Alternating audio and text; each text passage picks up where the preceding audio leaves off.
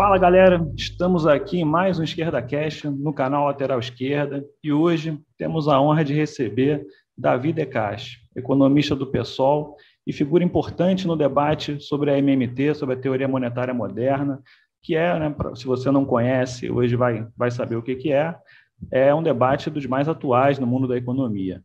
E eu queria começar com duas perguntas, Davi. Primeiro, o que é a MMT? E o que não é a MMT também, porque eu vejo até figuras como André Lara Rezende, né, figuras de ponta aí no debate econômico, em que eles dizem não estarem muito seguros de utilizar o termo, porque muitas vezes as pessoas confundem o que seria uma descrição dos gastos de uma economia, de um governo federal, né, soberano, com uma proposta. Já vi, inclusive, até graduandos de economia falando que a MMT é inviável no Brasil, assim. Então, assim, eu vejo que há uma confusão do que seria isso, né? Eu queria começar com essas duas perguntas aí para você. Opa, Henrique, é um grande prazer estar conversando com vocês e os ouvintes. Bom, eu vou tentar ser o mais breve e didático possível aqui, sem muita economia e sem muita enrolação, tá? Vamos lá.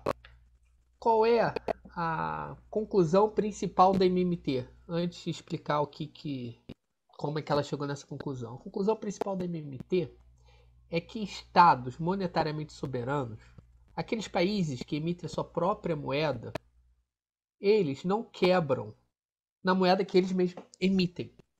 Isso é uma conclusão meio óbvia.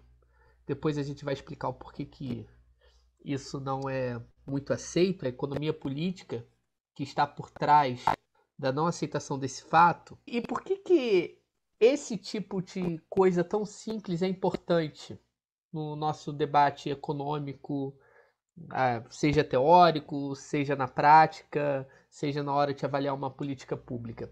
Porque geralmente, quando a gente liga para ver o Jornal Nacional, para ver a Miriam Leitão falando, quando a gente abre um jornal qualquer, eles tratam o Estado que emite a moeda como se fosse uma família, uma empresa, como se fosse eu, como se fosse você, né?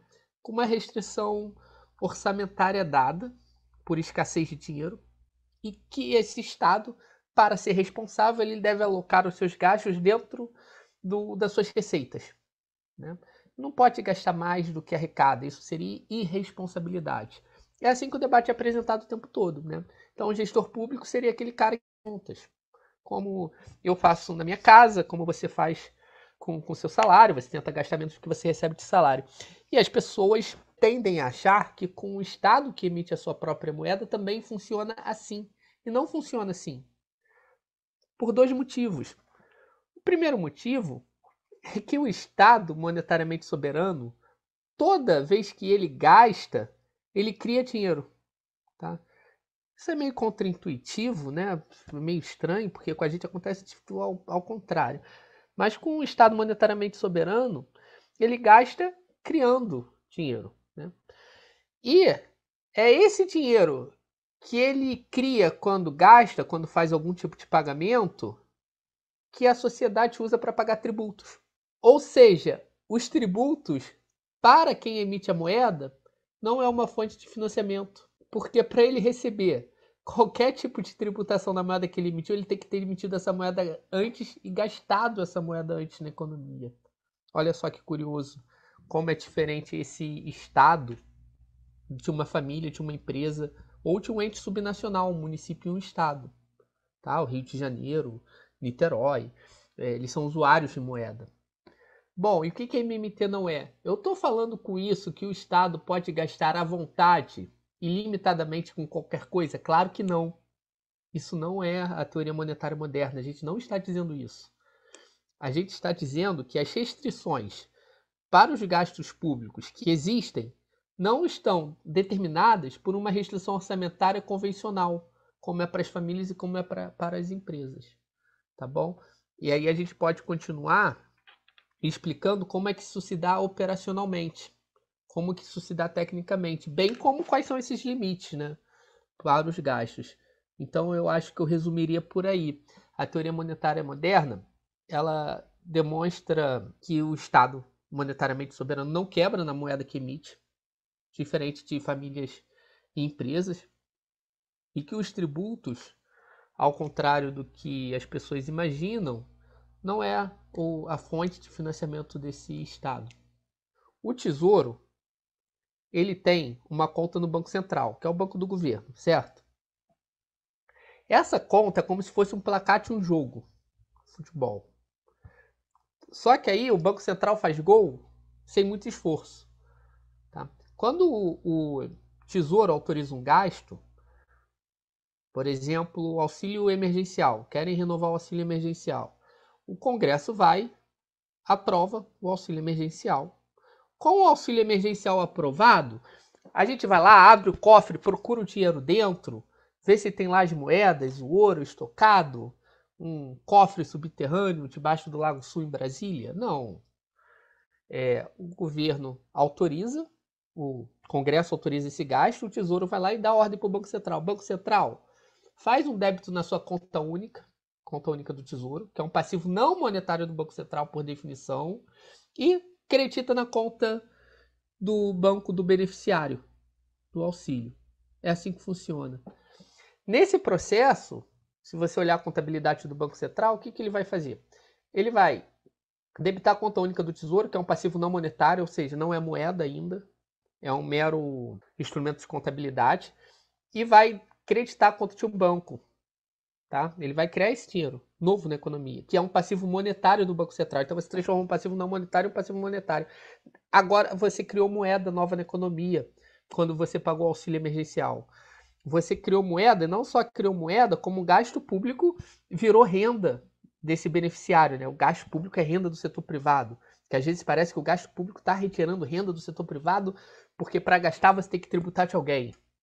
Geralmente é assim que o ortodoxo tenta colocar os termos do debate, mas não.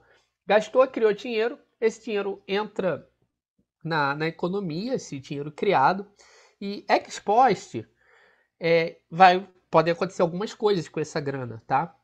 Ela pode voltar para o próprio governo via tributos, ela pode ser utilizada pelos agentes para comprar títulos públicos, e ela pode não acontecer nenhuma das duas coisas, que é a variação da base monetária.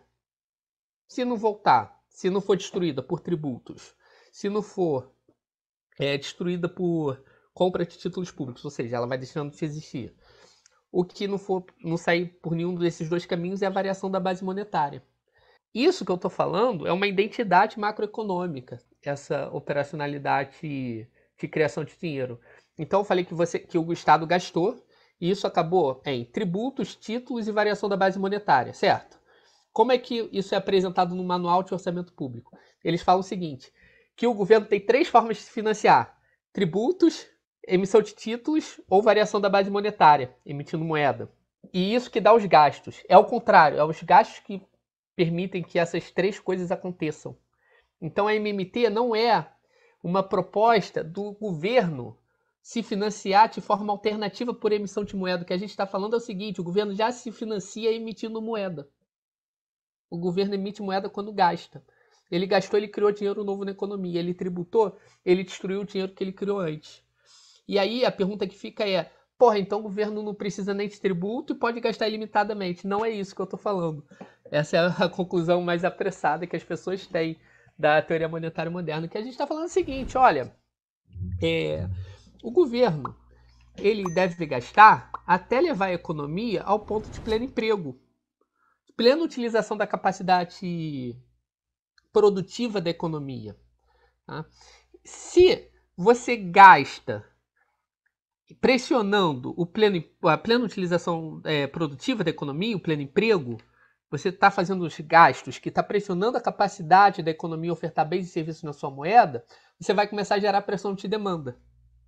Tá? Você tem uma demanda muito grande, se você gastar muito mais do que a economia é capaz de responder, você vai começar a gerar pressões que vai virar inflação, tá bom? Então, o limite para os gastos é a oferta de bens e serviços na moeda que o Estado emite. Esse é um primeiro ponto aqui importantíssimo. E o que os tributos fazem nessa história toda? Você, quando gasta, você cria renda para o setor privado. tá? Gasto público é renda do setor privado, por definição. Ou de estados e municípios, né? De outros entes subnacionais, enfim. Gastei, criei renda. Tributei, destruí renda. O que eu estou fazendo aqui? Eu estou fazendo uma redistribuição de renda e riqueza na sociedade através de gastos e tributação, tá?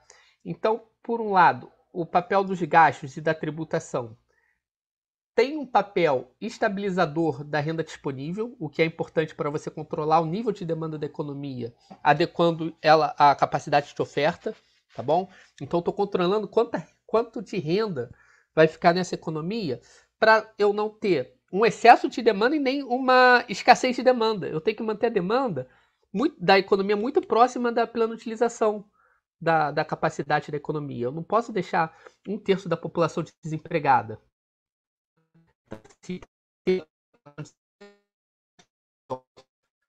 Quer dizer, tem pouca demanda. Então, o Estado tem que ir ampliando os seus gastos até ocupar essa capacidade da economia e ofertar bens e serviços. Quando ocupou, você para de gastar. E a tributação, ela vai reduzindo renda. Então, você vai combinando gastos e tributação. E a tributação, além de ajudar nessa combinação aí do ponto perfeito, né, que a gente busca, claro que isso não é fácil assim de se encontrar, ela também ajuda na questão da distribuição da renda e da riqueza no interior da sociedade. Claro que a tributação tem outros N funções, por exemplo, tributações específicas sobre cigarro. Vou taxar cigarro porque é um consumo socialmente indesejável, isso gera problema de saúde pública. Vou taxar refrigerante com açúcar, produtos que tenham muito açúcar, porque isso gera problema de saúde pública. Vou taxar combustível fóssil. Estou dando um exemplo, estou querendo taxar mais de gasolina não. Mas vou taxar combustível fóssil para favorecer a transição energética. Pode parecer uma proposta sim. Vou reduzir tributos para as pessoas mais pobres, reduzindo tributos sobre consumo para reduzir desigualdades, por aí também. Então você vai ter uma série de funcionalidades aí para tributação, e nenhuma delas, quando a gente está tratando do ente monetariamente soberano, é financiá-lo.